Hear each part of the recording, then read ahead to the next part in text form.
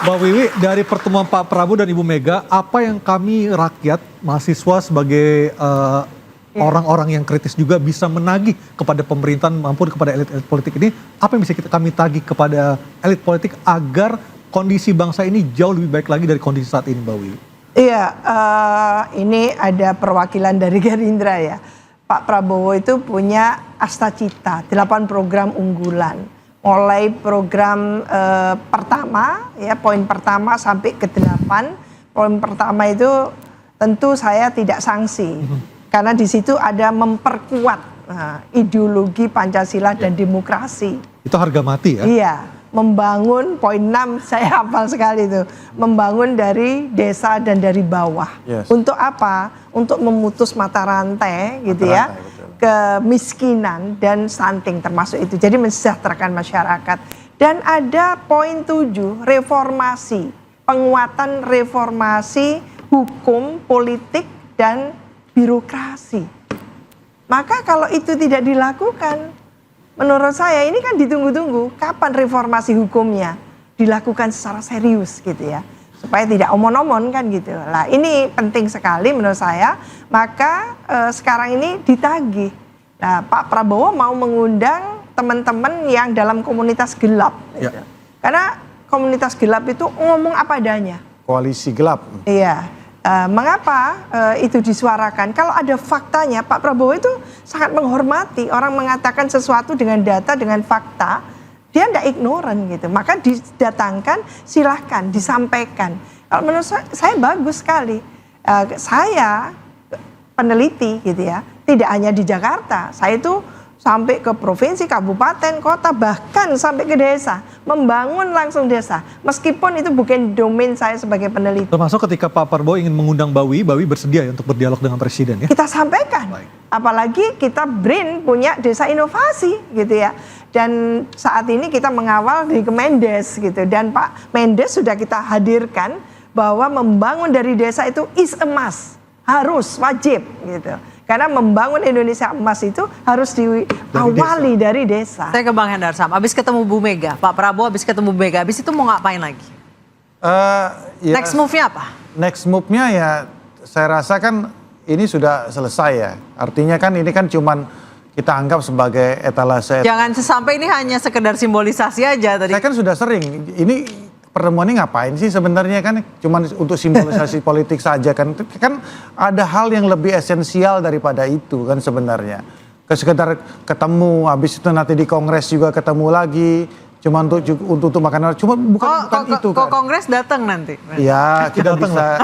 Kalau Bang Ruhut yang undang ya kita datang kan gitu. Datang. Ya orang nggak diundang aja kita apa nama itu mau berinisiatif untuk datang kan seperti itu. Ya. Tapi ini kan bukan esensinya kan bukan itu sebenarnya. Bagaimana supaya ke depan ini ya kan situasi memang kita benar-benar bisa kondusif. Kemudian benar yang katakan oleh Mbak Wiwi tadi kan, apa yang disampaikan oleh Mbak Wiwi itu sebenarnya kan sebagian besar sudah dijalankan oleh Pak Prabowo. Bagaimana membangun ekonomi dari desa, bagaimana MBG itu bisa menjadi suatu ekosistem ekonomi yang bisa menggerakkan ekonomi dari bawah sampai ke atas.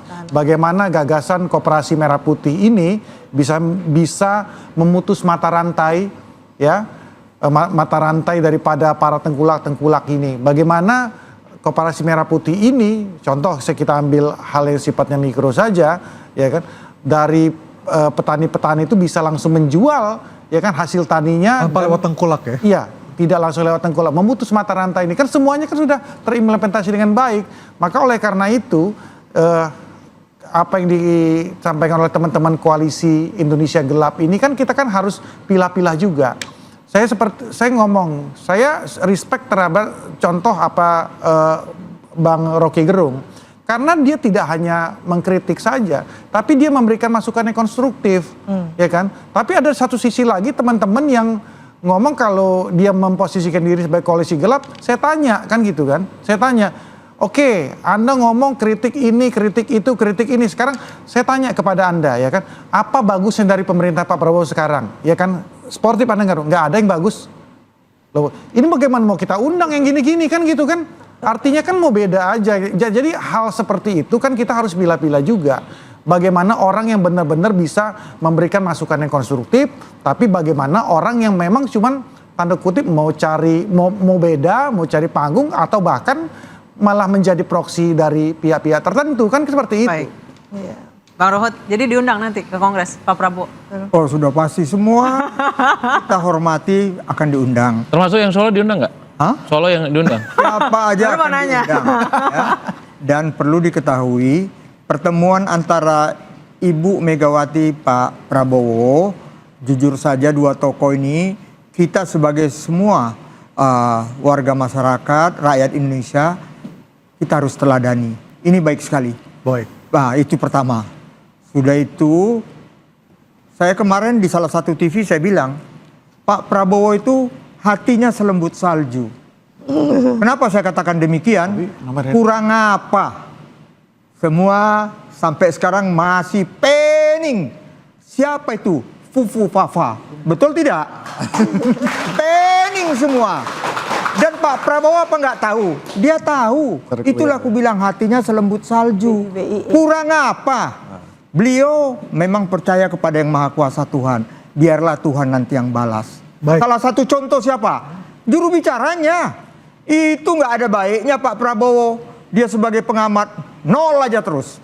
Dia angkat loh jadi juru bicaranya. Kasus kepala babi. Tuhan yang menghukum. Baik, saya ke Mas Adi Praetno. Itu. Jadi kita teladanilah kedua tokoh ini. Terima kasih. Mas Adi, setelah pertemuan dengan Pak Prabowo, apakah Bu Mega masih harus bertemu juga dengan Pak Jokowi? Dari pandangan Anda?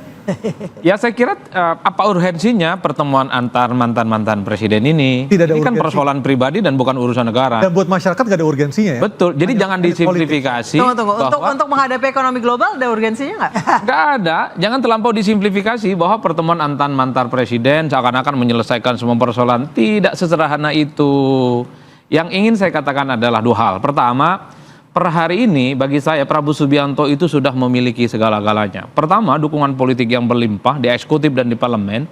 Yang kedua katanya memiliki para pembantu-pembantu yang jempolan. Jadi saya kira tidak ada reasoning apapun ke depan yang tidak mampu mengakselerasi bagaimana keinginan Prabowo Subianto itu untuk tumbuh ekonomi kita menjadi signifikan 8% dan seterusnya. Itu yang pertama. Yang kedua, ini hampir 6 bulan loh Pak Prabowo itu jadi presiden. Tanggal 20 April saya menghitung satu persatu persis Prabowo Subianto jadi presiden 6 bulan. Saya melihat sampai hari ini Pak Prabowo Subianto ini terlampau banyak menggendong para menteri, wakil menteri dan para pembantunya. Politik akomodatif ya? Akibat mereka itu menurut saya underperform dan seterusnya dan seterusnya.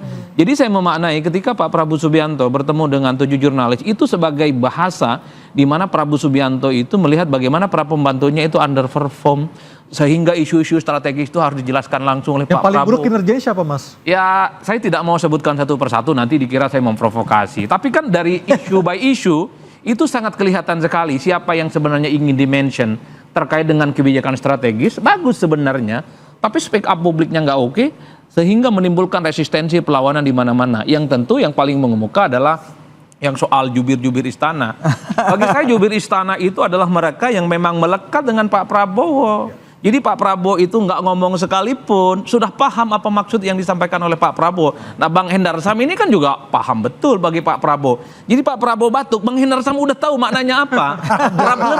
Problemnya per hari ini yang jadi jubir itu adalah mantan-mantan hater. Agak repot, saya khawatir. Sekalipun memberikan dukungan ke Pak Prabowo, dukungannya palsu gitu loh. Namanya mantan hater. Orang-orang Jadi siapa yang paling tepat? Mas Adi adalah Praetno. orang yang terdalam dari Pak Prabowo Subianto. Jadi semua perilaku, statement dan gestur Pak Prabowo sekalipun tidak diungkapkan, orang itu paham apa yang diinginkan oleh Pak Prabowo. Betul. Yang kedua sebisa mungkin dia orang Gerindra. Karena yang speak up itu bukan hanya mewakili dia adalah sebagai jubir istana, tapi dia mewakili kepentingan partai. Sorry to say, di negara kita itu ada kecenderungan yang jadi presiden adalah orang partai. Jadi kalau sudah dua hal ini melekat sebagai jubir, sebagai orang dekat istana, saya kira resultante publiknya akan berbeda. Jadi itu di saya sih menurut saya kritik. Baik, sudah kita dengar ya, semua statement dari narasumber kita malam hari ini, dan juga kita akan menunggu seperti apa implikasi dari hasil pertemuan Dan Pak apa? Prabowo dan Ibu Megawati. Dan apa pergerakan-pergerakan setelah pertemuan 1,5 jam tanpa nasi goreng di Senin malam yang terkesan tiba-tiba meskipun sudah by design. Tapi kata Mas Adi Pray. ini bagus nih. Gangguan dari luar kan? Luar pasti menghubungi dengan Donald Trump. Tapi sayang ini nggak live ya. Nanti disensor. Kenapa? Bagaimana hubungan yang baik owner daripada iNews TV Haritanu dengan Donald Trump? Tapi Tolong dong. ini belum selesai. Kan biasanya ada simbol kebersamaan antara Pak Prabowo dengan Bu Megawati dengan nasi goreng. Kok tak ada nasi goreng? Jangan-jangan ada sesuatu yang tak ketemu ini apa? Mungkin ada es kopi susu Tapi gula aren. jangan. Donald Trump dengar kok Haritanu. Ardi dan Anissa Yasuki. Sampai jumpa, kita Iya. jumpa lagi minggu depan. Jadi